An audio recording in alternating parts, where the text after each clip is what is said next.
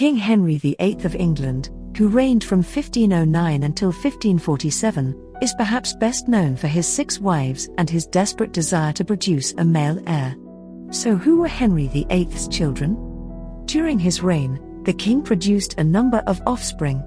Some, like Henry, Duke of Cornwall, died young. Others, like Henry Fitzroy, were products of the king's affairs. But 3 of Henry's children were recognized as his heirs and went on to rule England: Edward VI, Mary I, and Elizabeth I. Ironically, given the king's longing for a male heir, it would be his daughters who had the most profound impacts on English history. King Henry VIII's time in power was defined by one thing: his desperation for a male heir.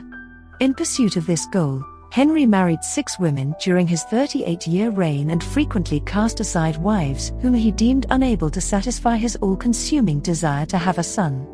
Henry's first, and longest, marriage was to Catherine of Aragon, who had been briefly married to Henry's older brother, Arthur. When Arthur died in 1502, Henry inherited both his brother's kingship and his wife.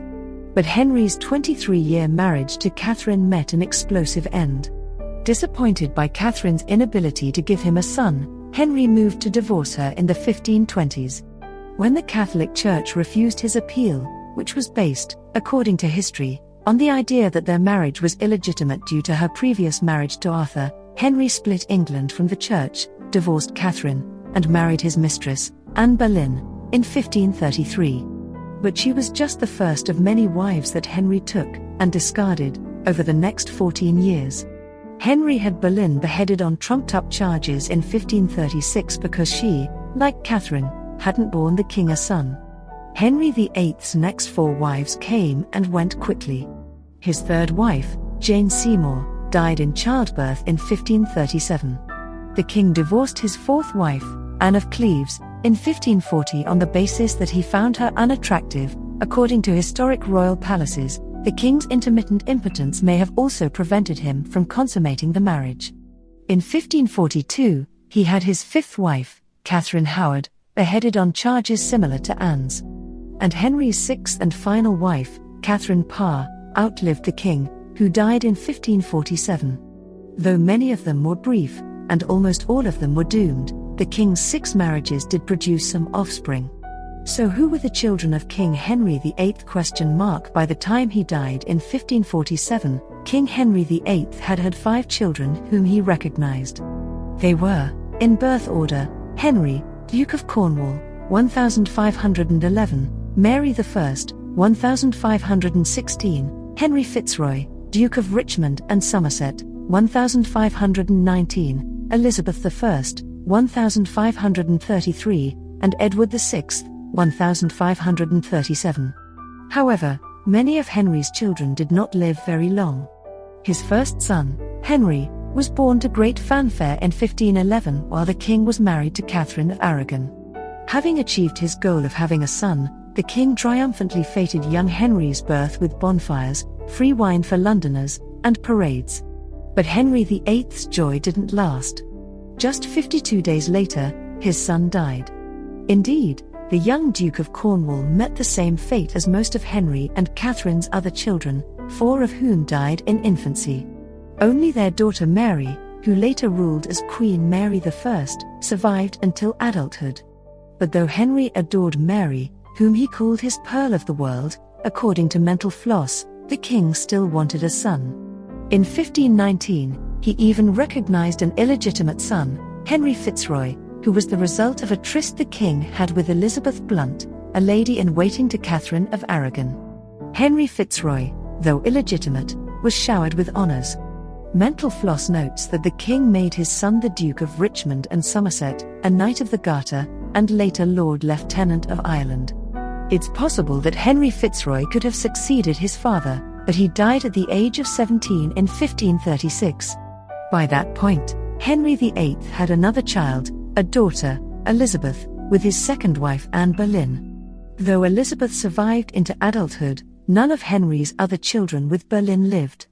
That meant that the king, having lost both Henry, Duke of Cornwall, and Henry Fitzroy, still lacked a son.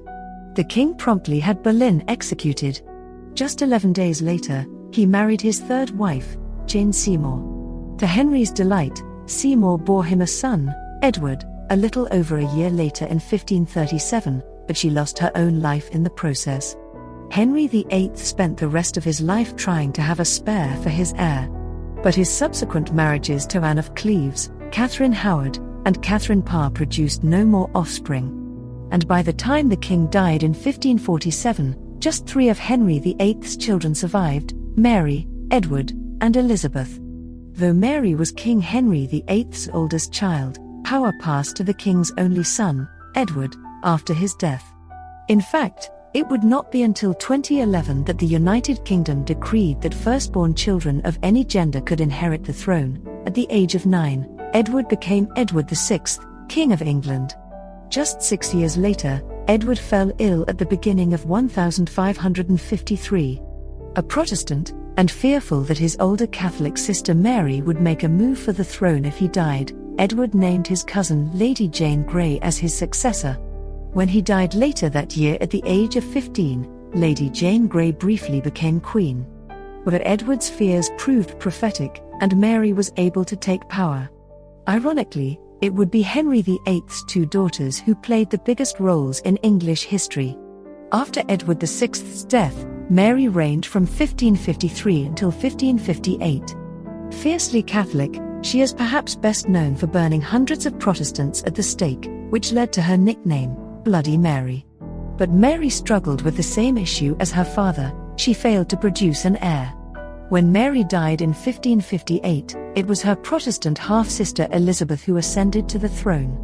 Queen Elizabeth I famously ruled England for 45 years, an era dubbed the Elizabethan Age. Yet she, like her sister and father, also left no biological heirs.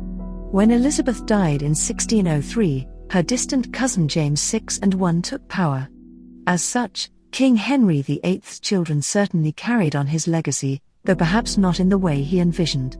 All of Henry's sons died before the age of 20, and it was his 2 daughters, Mary and Elizabeth, who left the greatest mark on English history. Yet they had no children of their own, either. In fact, the modern royal family in the United Kingdom has only a passing connection to King Henry VIII. Though Henry's children had no children, historians believe that the blood of his sister Margaret, James VI and I's great-grandmother, does flow in royal English veins today. After reading about King Henry VIII's children, see how the groom of the stool, tasked with helping the king go to the bathroom, became a powerful position in Tudor England. Or, learn how Sir Thomas More was beheaded by King Henry VIII for refusing to go along with his plan to divorce Catherine of Aragon and leave the Catholic Church. Thank you for watching. Like the video if you enjoyed and make sure to subscribe to never miss a video. Check out our other videos for more interesting stories. Until next time.